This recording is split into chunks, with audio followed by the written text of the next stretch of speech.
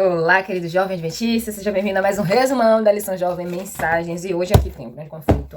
A Bíblia tá aqui, tem História da Redenção, tem Nisto Cremos e tem o Desejado de Todas as Nações. Então, bora ver que tamanho vai ficar esse vídeo hoje. Ai, socorro. Vamos lá. Adorando o Criador, texto base da semana Apocalipse 4:11, que eu espero que você tenha memorizado. Olha, na lição dos adultos, quando eu era mais nova, eu não estudava a lição de jovem. Assim, a lição de jovem não tem tantos anos que foi organizada, né? Era mais assim, a lição de... Tem do rol, né? Aquela das crianças, tudo bonitinho, aí adolescentes. E a lição de jovens não tem muitos anos que foi criada. E aí, eu estudava sempre a lição dos adultos. Dos meus... Ali, 2012, 2011, 2012... Em 2011 eu tinha 17 anos, meu Deus. Tinha 17? Acho que eu tinha 18, né? Tá, não lembro agora, mas eu sempre estudei a lição dos adultos. Eu comecei a estudar a lição de jovens quando... Tô tentando lembrar aqui o título da lição, que foi a lição de jovem que eu comecei a estudar, mas não tô lembrando agora. Mas tem poucos anos. Antes de existir a Contexto, tinha a lição, né, de jovem, que era uma compilação da lição dos adultos, e que não tinha todos essas ferramentas, né, esses aprofundamentos que pede aqui. Então, eu sempre estudava a lição dos adultos, porque eu olhava para a lição de jovens, eu analisava a lição de jovens e eu falava assim, nossa, isso aqui é muito raso, eu preciso de mais. Porque eu gosto muito de estudar, de ler, de compreender, de pesquisar. Então, para mim, a lição dos adultos era fantástica, principalmente aquela que vinha com comentários do Espírito de Profecia. Então, eu sempre estudei muito a lição dos adultos e fui acostumada de criança a memorizar o verso da lição, né? Porque na lição das crianças tem, na lição dos adolescentes tem, na lição dos adultos tem o verso para memorizar. Só não tem na lição de jovem. Mas por conta própria e por um costume que foi criado, eu procuro memorizar quando é um verso apenas, né? Ou 2 ou 3 versos. Quando é um capítulo já completo, eu já não tenho tanta facilidade, mas é importante a gente ter noção do que é que o capítulo diz. Então, a gente vem aqui para o capítulo 4, versículo 11, que vai falar sobre... a visão do trono de Deus, o capítulo 4, né? Eu tô em João aqui, porque eu vou usar João, mas eu vou voltar aqui para Apocalipse. E o título do capítulo 4 é esse, a visão do trono de Deus. Então, o versículo 11 vai dizer que o Senhor é digno de toda a honra, de toda a glória, de todo o poder, porque Ele criou todas as coisas e por meio dele tudo veio a existir. Então, deixa eu ver aqui o que era de Apocalipse que eu queria falar, já esqueci. Mas vamos prosseguir. Na parte de sábado e domingo, sábado a tirinha maravilhosa, né? A gente vai conseguir ter um vislumbre aí da criação e da redenção. Tudo em uma coisa só. Você observa Jesus sendo adorado pelos anjos, depois ele cria o universo, cria o ser humano, vem, encarna-se para nascer ali, aí vem a morte e vem a ressurreição. Então, criação e redenção na mesma tirinha aí. Foi uma sacada maravilhosa. E aí, na parte de domingo, tem o complemento do Mensagens Escolhidas, volume 2, capítulo 12, que eu deixei o link para vocês no vídeo de segunda, para vocês... No vídeo de segunda não, no vídeo de domingo eu deixei o link para vocês estudarem o capítulo. E os complementos que eu fui trazendo são as explicações que a serva do Senhor vai trazer sobre o sábado como memorial da criação, né? Porque na mensagem do primeiro anjo, que a gente ainda tá na primeira mensagem angélica, na mensagem do primeiro anjo, os homens são chamados a adorar a Deus como nosso Criador. E ela fala que os homens eles têm rendido adoração à instituição do papado, que foi a santidade do domingo. Que você não encontra apoio nenhum na Bíblia, nenhuma fala de Jesus dizendo que era pra gente santificar o domingo, que o domingo agora era o dia de guarda. Então ela fala sobre aqueles que anulam a lei de Deus, e é preciso haver um conhecimento muito grande sobre esse assunto, porque aqueles que estão anulando a lei de Jeová estão pisando sobre o mandamento que ele deixou e estão adorando a instituição do papado. E aí ela vai falar que o anjo que proclama o evangelho eterno proclama a lei de Deus. E esse evangelho eterno leva os homens à obediência à lei. E aí a gente viu que Isaías 58 vai falar sobre a obra daqueles que adoram ao Criador. Quem adora o Criador? Vou ler rapidinho, gente. Eu não tô querendo que esse vídeo fique muito grande, porque todas essas explicações eu já dei durante a semana. Mas vamos aqui para Isaías 58, só para vocês perceberem aqui, ó.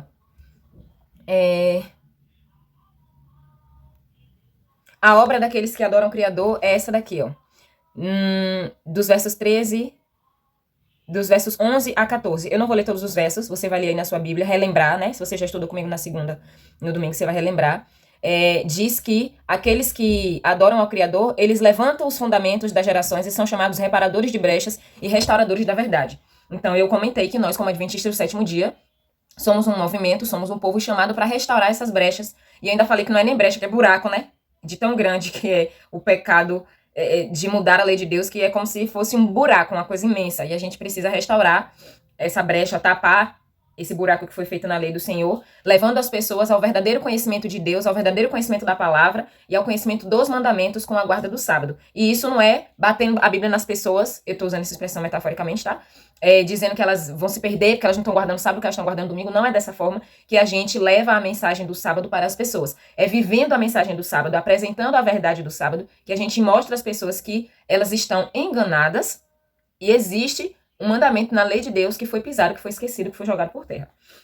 E aí, ela vai falar que o sábado é um memorial da criação. Deixa só eu bater no negócio aqui no bichinho que tá aqui na minha parede, que fica me incomodando. Ela vai falar que o sábado é esse memorial da criação que vai fazer a distinção entre Deus como o Criador, e essa é a distinção dele entre todos os outros deuses, o que torna ele um Deus verdadeiro, porque ele tem poder de criação. Não é como os falsos deuses que são criados por mãos humanas, né? Os falsos deuses, os deuses de barro, de outras imagens de ferro, de bronze, do que for, são criados por mãos humanas, mas esse Deus, ele não é criado, esse Deus é criador. Ele tem o poder de dar origem à vida. Então, vamos passar aqui. Pronto, isso aí foi o que a gente viu no domingo. Na segunda-feira, a gente viu que João estava acompanhado pelo próprio Deus Criador, que ele não estava ali na ilha de Patmos sozinho. Eu trouxe para vocês o complemento de Atos dos Apóstolos, capítulo 56. Gente, eu não sei se eu mostrei para vocês, mas como não tinha espaço para escrever, né? Eu precisava muito anotar as especificações desse capítulo 56. Eu escrevi uma folha inteira e colei aqui no cantinho. Aí dobrei, fecha a lição, pronto, tá lindo. Ninguém tá vendo essa coisa gigante. E no capítulo 56, ela vai falar que Patmos era uma ilha árida. Vocês se lembram que Patmos era uma ilha destinada a criminosos, né? E o crime de João foi testemunhar da palavra de Deus e do evangelho e do testemunho de Jesus. Então, Patmos era uma ilha árida, uma ilha bem rochosa, e ela foi a porta do céu para João. Aquilo que para muitos era um lugar em que ele ia definhar e morrer, para ele foi a porta do céu, porque foi ali que ele teve a revelação de Jesus Cristo, a visão de Jesus glorificado, todo o livro do Apocalipse, as visões que ele recebeu foram ali na ilha de Patmos. E ela conta como João teve a oportunidade de contemplar a beleza da criação de Deus através das rochas e do ambiente onde ele estava ali na ilha. E fala que durante toda a vida dele ele contemplou lugares verdes, bonitos, a relva, a vegetação, mas ali ele estava num lugar que era árido. Ainda assim, através das imensas rochas, ele conseguia perceber a manifestação do poder de Deus Criador. E ela fala que o cenário era tão desolado, mas o céu era tão azul e tão luminoso que fazia João lembrar do céu de Jerusalém. E aí e ela vai falar também sobre o fato de ele se deleitar em contemplar a sabedoria de Deus como o arquiteto. Porque, gente, é uma obra magnífica, a obra da criação, a natureza. Tem lugares assim que eu amo muito a natureza, então às vezes eu pesquiso lugares, eu fico observando paisagens. Aqui no Brasil, fora do Brasil, que eu olho e falo assim, meu Deus do céu, isso existe mesmo, foi Deus que criou. É maravilhoso. Tem alguns lugares no Chile, por exemplo, que eu sou encantada, eu tenho muita vontade de conhecer. De ir para aqueles lugares pessoalmente. Eu olho para as paisagens e eu falo, meu Deus do céu. Então, imagina, isso é a natureza depois do pecado. Depois de muitos anos de pecado. Então, a minha mente, que não consegue olhar para isso e não ficar maravilhada, essa natureza que a gente tem exuberante mesmo depois do pecado, eu não consigo imaginar algo além disso. Porque antes do pecado, quando Deus criou o mundo, era perfeito. Não tinha, as flores não murchavam, as folhas das árvores não caíam, a vegetação não morria, era tudo perfeito. Só que a minha cabeça, gente, o meu cérebro não consegue fazer uma imagem melhor do que aquilo que eu já vejo, já acho esplendoroso, magnífico, porque a natureza é maravilhosa. Pelo amor de Deus. Enfim, passando aí pra parte de terça-feira. Gente, eu me empolgo às vezes, tá? Então, quem tá acostumado já sabe. Às vezes... É porque, gente, é sério, é maravilhoso você olhar pra natureza e ver a digital de Deus assim. Cara, não consigo ver evolucionismo na criação de jeito nenhum. Eu não consigo. Na parte de terça-feira, foi o vídeo que saiu na quarta, porque eu perdi o vídeo, né? Eu subi o vídeo pro YouTube e ele ficou sem áudio completamente. E foi pra mim o melhor vídeo da semana, porque eu fui estudar sobre transcendência e imanência de Deus. E foi incrível, eu não vou falar tudo que eu falei aqui, porque eu já fiz o vídeo da terça-feira, que ficou 30 minutos, 32 minutos, eu acho. porque eu fui trazer para vocês as pesquisas que eu fiz acerca de transcendência, de imanência, as religiões que aceitam esses conceitos, e trazer que o cristianismo aceita os dois conceitos, de Deus como transcendente e imanente. E eu apresentei também a questão do próprio Apocalipse. João estava na ilha de Patmos, tendo a visão de Jesus glorificado, a visão do trono de Deus, e esse mesmo Deus que é transcendente, que é criador, que está para além, que está acima de todas as coisas, que está sentado no trono, que é o nosso advogado, que é o nosso intercessor, Deus Pai que é o nosso juiz. Esse mesmo Deus vem até João quando ele tem a visão e ele fica atônito e cai como morto. Esse mesmo Deus vem, coloca a mão em João e diz assim: não fique com medo, eu sou o primeiro e o último. Escreva todas essas coisas e as coisas que ainda vão acontecer. Escreva tudo que você está vendo e o que ainda vai acontecer. Então, essa questão da transcendência e da imanência, eu fiz associação entre onipotência, onisciência e onipresença. E para a filosofia, os termos transcendência e imanência são termos opostos, mas na teologia a gente coloca ele como termos conexos. A gente consegue compreender Deus como transcendente e imanente ao mesmo tempo, compreende? E aí a gente vê isso no Apocalipse, a gente vê isso em João, e a gente compreende a imanência e a transcendência de Deus de uma forma conexa, porque Deus é totalmente superior à sua criação, mas ele pode ser encontrado dentro da criação, ele pode ser encontrado na natureza e ele pode ser encontrado no ser humano. E é o que Isaías 57 vai trazer, que ele habita no alto, habita no sublime, no mais alto lugar, e, ao mesmo tempo, ele habita com o contrito de coração, para vivificar o espírito e o coração. Então a gente percebeu isso como um atributo maravilhoso de Deus, e a gente também falou sobre, eu também falei sobre, o evolucionismo teísta, e as inverdades que são colocadas a respeito da origem do ser humano e do universo para diminuir o papel de Deus e de Jesus Cristo como criador. Quando eu falo Deus, gente, eu estou fazendo referência aos três, tá? Então, às vezes eu tenho que explicar, porque senão fica parecendo que eu tô falando só de Deus o Pai. Porque as pessoas imaginam que quando a gente fala Deus, a gente só tá falando do Pai. Mas Deus pode ser o Pai, o Filho e o Espírito Santo. Mas eu vou sempre referenciar para vocês não ficarem confusos com a minha fala.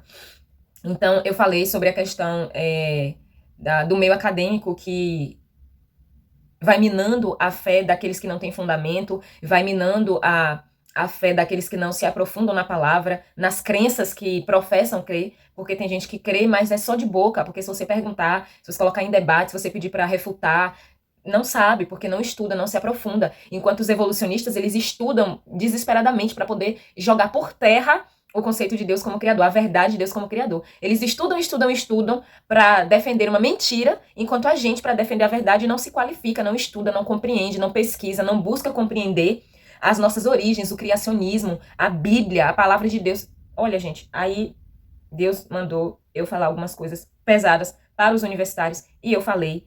Então, no vídeo de quarta-feira, se você quiser reassistir, se você não assistiu o vídeo de quarta e você é universitário, é importante que você assista, né? Ou mesmo que você não seja universitário, mas que você seja um jovem que está no meio acadêmico, que está na escola, sendo bombardeado por esses ataques demoníacos, por essas ideologias que procuram jogar por terra a verdade de Jesus como Criador. Você precisa desse despertamento e de compreender que você pode ser um Daniel. Daniel, ele foi colocado na corte de Babilônia para ser orientado na Universidade Babilônica, para passar 3 anos num processo de enculturação, para aprender sobre os deuses, sobre as divindades, sobre tudo que fazia parte de Babilônia. E Daniel estudou sobre tudo isso, Daniel aprendeu sobre tudo isso, mas Daniel não se corrompeu e não deixou de adorar ao verdadeiro Deus.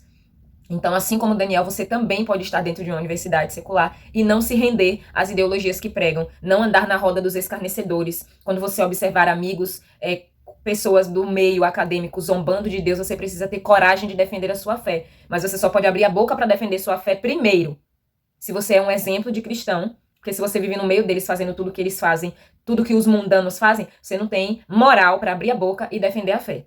Mas se você é diferente deles nesse quesito, de que não se mistura com aqueles que estão escarnecendo de Deus, falando mal do Senhor, usando o nome de Deus em vão, fazendo piadinhas, ou deturpando a imagem de Deus, se você não anda com estas pessoas no sentido de não fazer as mesmas práticas delas, eu não estou dizendo que você tem que viver isolado, porque eu não vivo isolado dos meus colegas de faculdade, mas o meu pensamento é diferente do pensamento deles e muitas vezes eu argumento sobre isso. Você tem que argumentar para defender a Bíblia, defender a verdade do criacionismo, de Jesus Cristo, dessa transcendência, dessa imanência que é maravilhosa. Você precisa se fundamentar para conseguir defender a sua fé. Quando alguém pedir razão da sua fé, você conseguir defender. Não é para dizer que você é o sertão, não. É para que você tenha argumentos suficientes para deixar uma pessoa que tem tanta fé para ser ateu ou para não acreditar é que Deus é criador, deixa ela com uma dúvida se verdadeiramente aquilo que ela está defendendo e que ela está crendo faz sentido. E eu falei que o evolucionismo teísta faz muito sentido, mas é uma doutrina diabólica. Porque não existe dedo de Deus na macroevolução.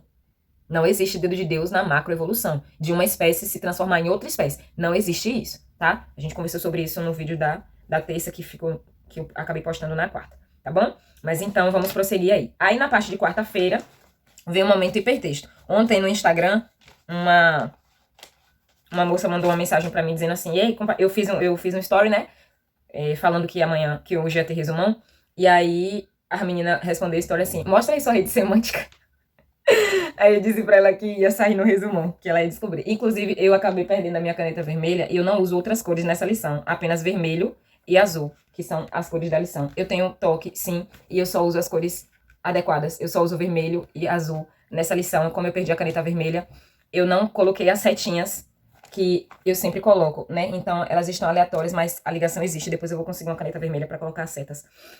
Então, na minha rede semântica aqui, antes de falar da rede semântica, eu quero falar dos textos que a lição traz, né? A lição traz Coríntios, Salmos, Atos e Colossenses.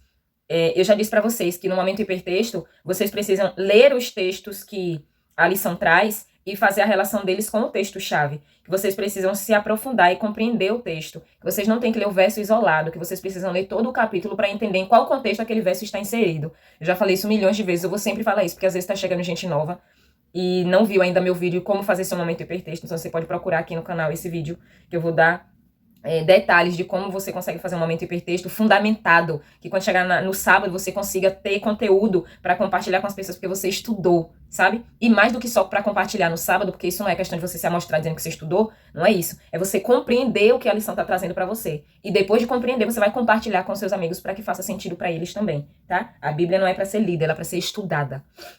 Então aqui o texto de Coríntios vai falar que se alguém está em Cristo é nova criatura. Então deixa muito claro que nós somos criaturas feitas pelas mãos de um Criador. Então é mais um versículo bíblico que vai trazer a verdade de Jesus como Criador.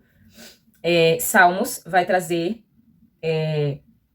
a presciência de Deus que nos viu ainda informes e determinou os nossos dias. Antes de nós sermos formados, o Senhor já nos conhecia. E isso é algo muito complexo para nossa mente compreender, mas a transcendência de Deus está nisso. Ele está para além da metafísica, sabe? É algo que a gente não consegue imaginar. E ele fixou todos os tempos, ele estabeleceu os limites, é o que diz Atos. Em Atos, Paulo vai falar que ele fixou os tempos, ele estabeleceu todos os limites. Paulo, gente? Foi Paulo que escreveu Atos? Gente, do nada uma dúvida se foi Paulo que escreveu Atos. De repente, misericórdia. Mas eu vou deixar aí. Eu não sei por que me veio essa dúvida na cabeça agora. Enfim, gente, eu vou deixar escrito aí, só pra desencargo de consciência. Aí vem aqui. E. Como esse negócio me incomodou agora. Sai! Prosseguindo, o livro de Atos diz que Deus ele fixou todos os tempos e estabeleceu os limites, e é nele que nos movemos, é nele que existimos, é nele que vivemos. E o texto de Colossenses, cadê? Colossenses vai dizer que em Jesus foram criadas todas as coisas, as visíveis e as invisíveis, e que ele é antes de todas as coisas. Antes de tudo, ele é, ou seja, pré-existência de Deus. Ele é eterno, não tem início, não tem meio, não tem fim, não. Eu tava conversando com um amigo meu e ele falando, teólogo inclusive, e eu falo, gente, deixa eu contar pra vocês. Eu falei com vocês que se eu estivesse falando alguma heresia no vídeo sobre transcendência e imanência, que eu ia pedir ele pra assistir e me corrigir, né? Mas ele disse que eu não cometi heresia nenhuma, que a explicação tava correta, por isso que ele não deixou nenhum comentário no vídeo. Então, trazendo aqui pra vocês, porque eu disse que ia trazer essa informação, eu não falei bobagem, louvado seja o nome do Senhor. Então, os conceitos que eu trouxe sobre transcendência e imanência e a relação com os atributos de Deus, ele me disse que estava correto. Então, eu tive aí o aval de um teólogo pra dizer que deu certo, que o Espírito Santo me orientou e eu falei corretamente. Porque muitas vezes a gente, assim, eu sempre peço a orientação do Espírito Santo quando eu vou gravar os vídeos e tal, quando eu tô estudando, mas muitas vezes, como a nossa mente é muito finita, a gente corre risco de fazer alguma interpretação errônea. Então, como eu disse pra vocês, eu não tenho problema nenhum em vir aqui e falar, gente, eu errei tal coisa. Mas ele disse que estava correto, então, prossigamos. Agora me diga por que eu lembrei disso. Tá. Aí o que que acontece? Eu tava conversando com ele e ele me falando sobre esse conceito, né, de que Deus é atemporal. Pra gente existe passado, presente e futuro. Mas para Deus não tem esses pontos, o tempo de Deus engloba tudo, entende? Ele me deu o exemplo de que numa folha de papel, se você traça uma linha, coloca um ponto no início, um ponto no meio, um ponto no final, digamos, a nossa linha do tempo. O ponto no início é o passado, o ponto no meio é o presente e o ponto do final é o futuro. Só que para Deus não tem essa linha do tempo. Aí ele diz, a linha que a gente colocou, a linha do tempo, é o nosso tempo, mas Deus é a folha. Ou seja, a linha do tempo está dentro, você colocou na folha, então a folha engloba e Deus engloba. É algo muito complexo, mas é lindo, é maravilhoso compreender como Deus é maravilhoso. E eu vou fazer um estudo aprofundado com ele sobre isso, a gente vai pegar mais referencial teórico, e talvez eu traga para vocês aqui depois, em uma outra oportunidade. Não sei ainda se dentro dessa lição ou uma série à parte sobre atributos de Deus, talvez. Tem muita coisa na minha cabeça, eu penso em muitas coisas para trazer aqui pro canal, além da lição da escola sabatina e tudo relacionado com a Bíblia. Mas prossigamos. Então, Colossenses, Paulo vai dizer que ele é antes de todas as coisas, que ele é o princípio de todas as coisas. João vai trazer que ele era o verbo, ele estava com Deus, no princípio com Deus. Se ele já estava no princípio, mas e antes do princípio? Tá, antes do princípio também ele já existia. E depois, ele entendeu? Eternidade. O princípio, o atributo da eternidade é de Deus. Então, antes do que a gente entende como princípio, ele já estava lá. É maravilhoso isso, gente. Pelo amor de Deus. Então, vamos lá. Para minha rede semântica. A rede semântica é Emmanuel. E Emmanuel tem muito sobre essa questão da transcendência e da imanência de Deus. Porque Emmanuel é Deus conosco. E foi o que o anjo disse a... Foi o que o anjo disse a Maria? Deixa eu ver aqui onde é que tá. Eu acho que é Mateus 1, 23. Deixa eu ver aqui pra eu não falar bobagem. Eu preciso sempre pegar referência bíblica. Eu não sei se é Mateus 1, 23 que tá escrito isso.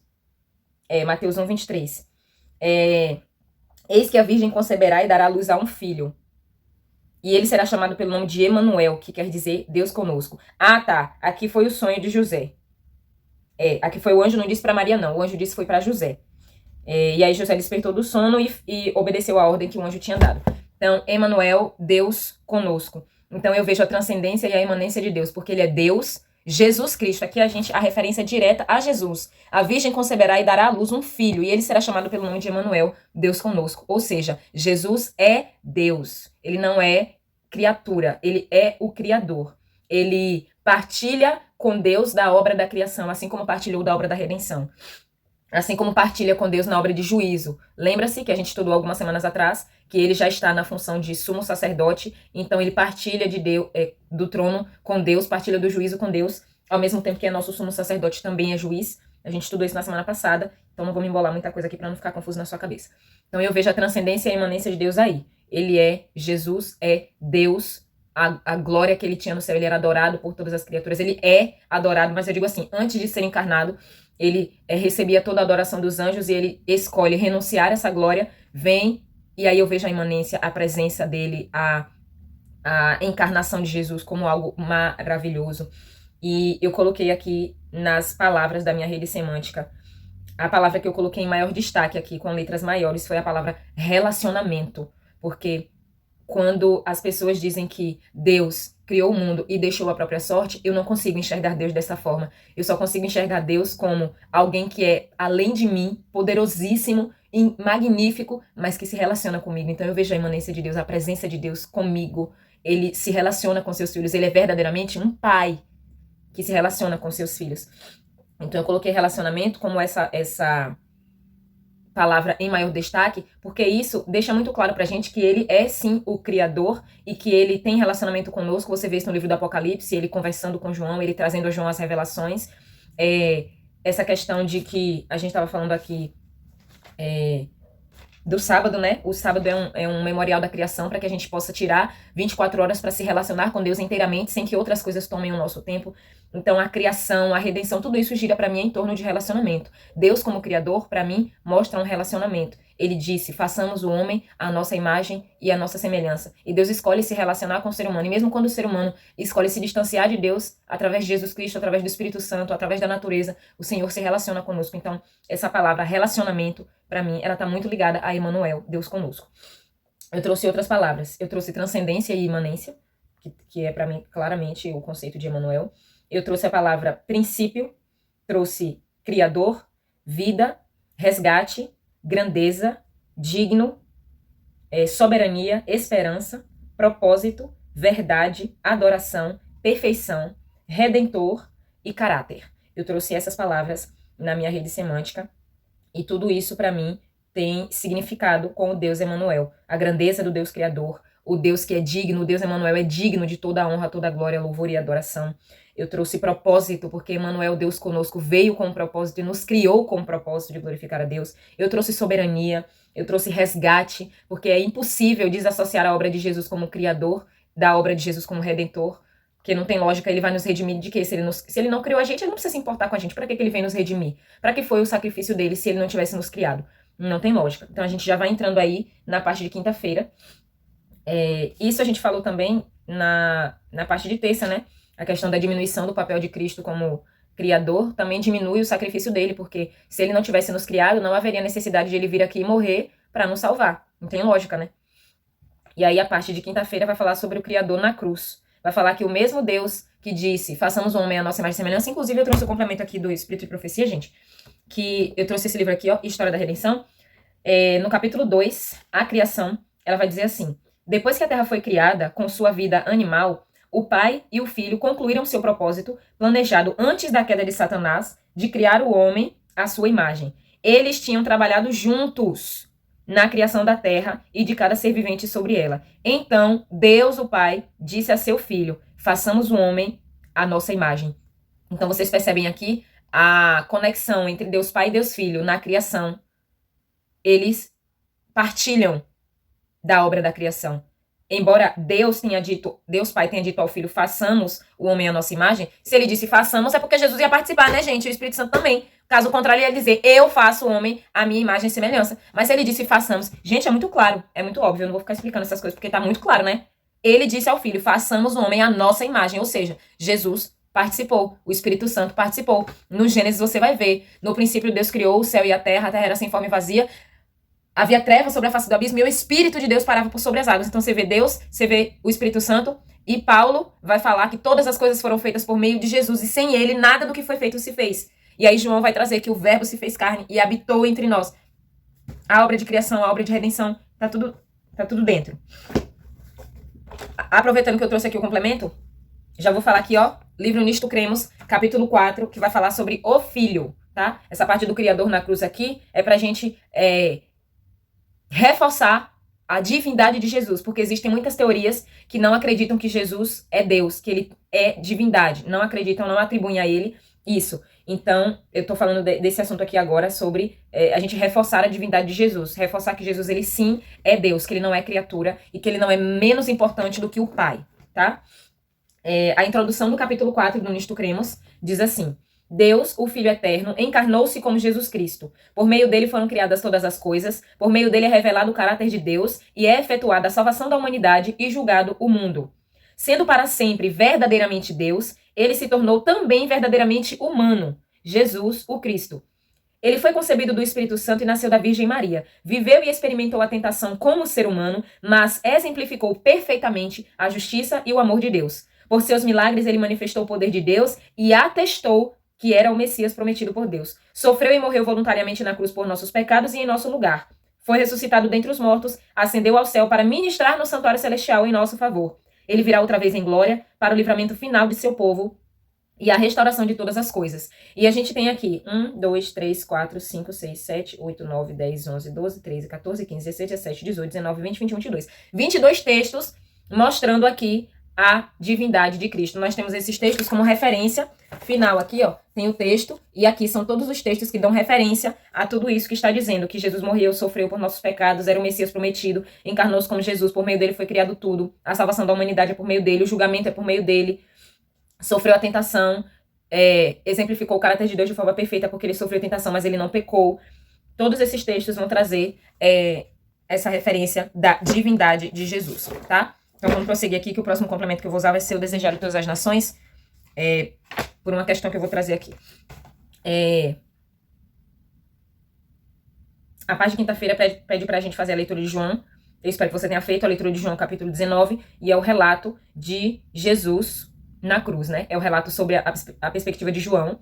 E vocês se lembram que João escreveu, eu falei com vocês na terça-feira, que João escreveu o Evangelho de João depois que escreveu o Apocalipse. Lembra? Que o Apocalipse não foi o último livro a ser escrito. Primeiro ele escreveu o Apocalipse, depois ele escreve as cartas e o Evangelho de João. E depois ele morre. Então, em João, nessa perspectiva, a gente vai entender outros textos bíblicos que falam de Jesus como Criador, aquele por quem foram criadas todas as coisas, para ele e por meio dele.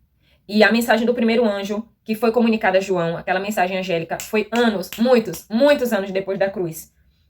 Então, depois que todo o universo atestou, testemunhou que aquele por meio de quem foram feitas todas as coisas também foi aquele que, embora sendo Deus, esvaziou-se de si mesmo e veio aqui morrer, se tornou semelhante aos homens, que é o que Paulo diz lá em Filipenses.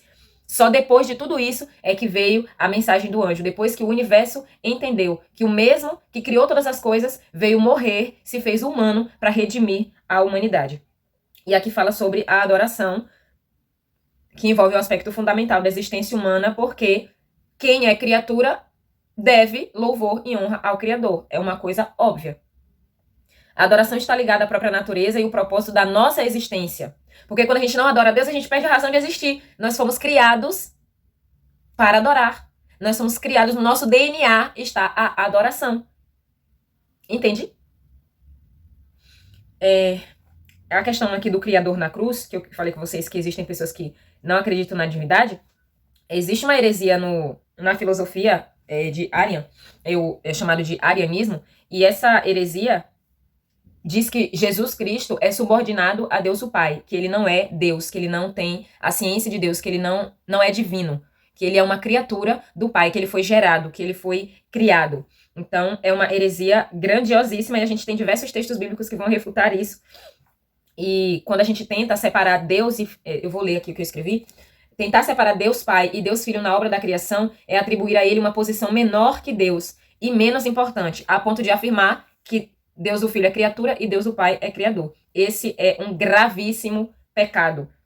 Agora eu não lembro mais qual é a página do Grande Conflito. Eu acabei fechando o Grande Conflito aqui.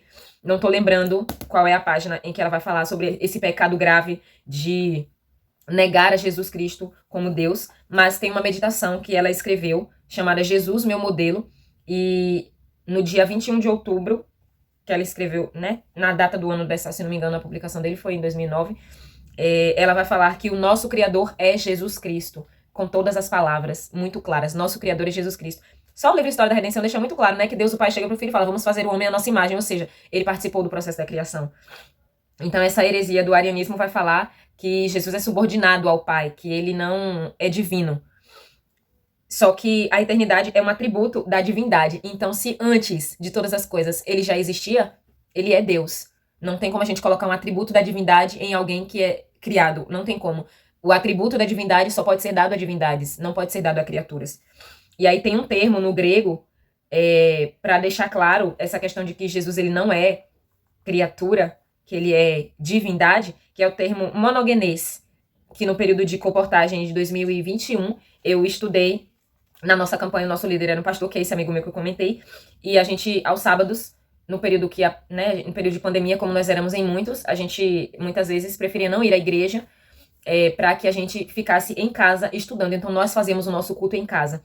E aí, quando a gente parava para estudar sobre os atributos de Deus, teve um dia que a gente foi estudar sobre a divindade de Cristo. E ele trouxe esse termo monogenês, que significa o único da sua espécie. O termo é um termo grego. O termo mono significa único, sem igual, sozinho. E o termo genos significa espécie, gênero e classe. Então, quando João ele vai usar no original grego, o Novo Testamento foi escrito em grego, João ele vai usar cerca de 5 vezes esse termo no original grego, monogenês, para se referir a Jesus Cristo, para dizer que ele era o único da sua espécie. Não havia ninguém igual a ele. Então, a pré-existência de Cristo é uma verdade, a presciência de Cristo é uma verdade. Ele não foi criado. Ele era o único. Quando o próprio João vai trazer que Jesus, que Deus deu o seu filho unigênito, não é no sentido de que foi o único que foi criado, não, mas o único da sua espécie. Assim como Isaac era o único filho da promessa de Abraão. me fugiu o nome. Isaac era o único filho da promessa de Abraão. Abraão não teve só Isaac, Abraão teve Ismael. Depois Abraão teve outros filhos com Quetura, que era uma das suas concubinas. Então, quando a Bíblia vai falar de Isaac como o único, mas é porque ele era o único filho da promessa, o único que Deus prometeu a ele que ele teria. Isso não invalida os outros filhos que ele teve. Então, o unigênito, Jesus como unigênito, não é um criado, mas o único da sua espécie. O único divino, não criatura. Aí tem uma parte aqui que eu quero trazer para vocês. Do Desejado de Todas as Nações, a minha versão é essa daqui. No relato de Lázaro, da morte de Lázaro e da ressurreição, na página, essa edição que eu estou é a página 372. E diz assim: quando Jesus chega, né, e Marta diz: Senhor, se você estivesse aqui, meu irmão não teria morrido. E aí ele vai e fala que o irmão dela vai ressuscitar, e aí Marta diz assim: eu sei que ele vai ressuscitar na ressurreição do último dia. Ainda procurando dar a verdadeira direção à sua fé, Jesus declarou: eu sou a ressurreição e a vida. Em Cristo, a vida original, não emprestada, não derivada. Quem tem o Filho tem a vida. A divindade de Cristo é a certeza de vida eterna para o crente. Quem crê em mim, disse Jesus, ainda que esteja morto, viverá. E todo aquele que vive e crê em mim nunca morrerá. Você crê nisso? Cristo olha aqui ao tempo de sua segunda vinda. Então os justos mortos ressuscitarão incorruptíveis e os vivos serão trasladados para o céu sem ver a morte. O milagre que Cristo estava prestes a realizar em ressuscitar Lázaro dos mortos representaria a ressurreição de todos os justos mortos. Então o que eu quero trazer aqui? A divindade de Cristo.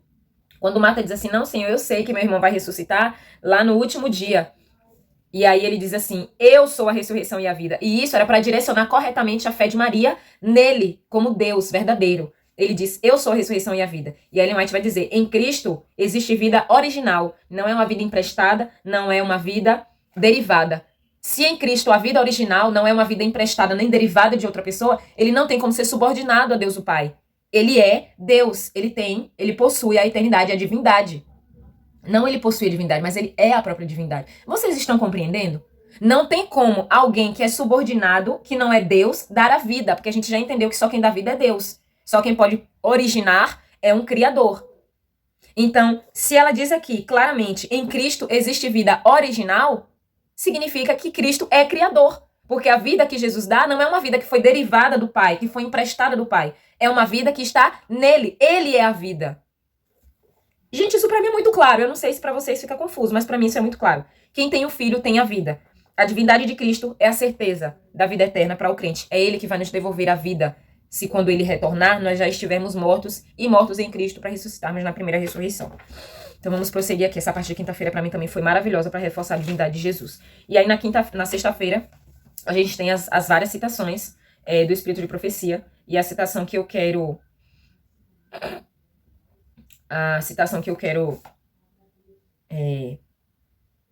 reler aqui com vocês é a penúltima.